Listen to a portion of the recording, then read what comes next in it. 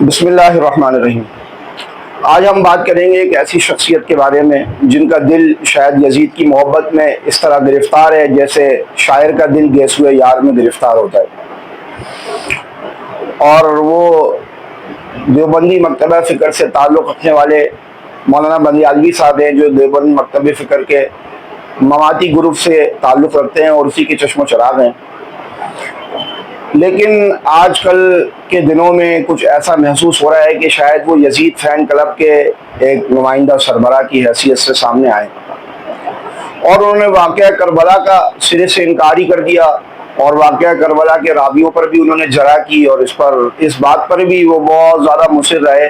کہ یہ جو راستہ جا رہا ہے، جس راستے پہ حضرت حسین جا رہے تھے، یہ راستہ تو کربلا کو جاتا ہی نہیں ہے۔ اللہ بھلا کرے طارق امین صاحب کا، اور اللہ ان کو جزائے خیر دے کہ انہوں نے، اور وہ جو یہ ویڈیو مشہور ہوئی ان کی خود مولانا طارق امین صاحب کی وجہ سے ہی مشہور ہوئی۔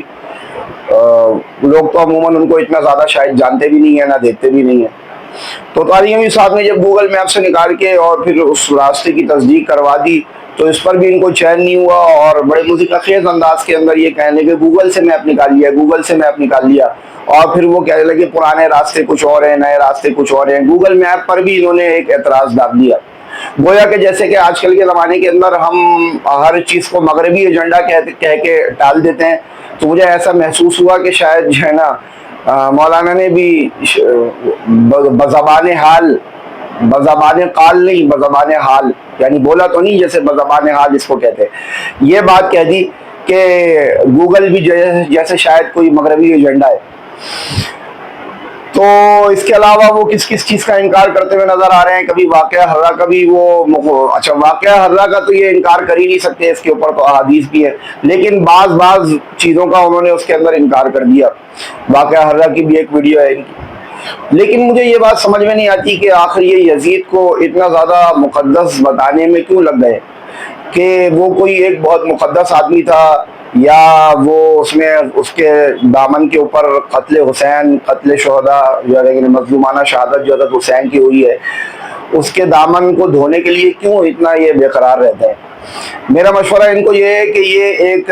اگر اتنا ہی ان کو مقدس لگتا ہے یزید، تو ایک مسجد یزید اور ایک مدرسہ یزید، یہ دو کام ضرور کریں۔ اس کے نام پہ، یزید کے نام پہ ایک مسجد بھی بنائیں اور ایک مدرسہ بھی بنائیں، اور اس کو ایصال ثواب کرتے رہیں۔ میرے خیال سے تو یزید کی روح بھی بہت پریشان ہوگی کہ یار یہ کون بندہ آ گیا، میں تو مرنے کے بعد اپنے اعمال پہ شرمندہ ہوں، لیکن یہ بندہ میرا دفاع کر رہا ہے۔ لیکن آخر کیا کیا جائے، دنیا ہے، دنیا میں ہر طرح کے لوگ رہ رہے ہیں۔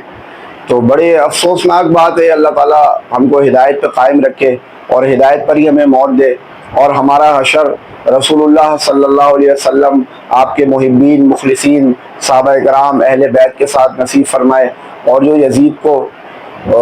سمجھ لے کہ ولی اللہ سمجھ رہے ہیں یا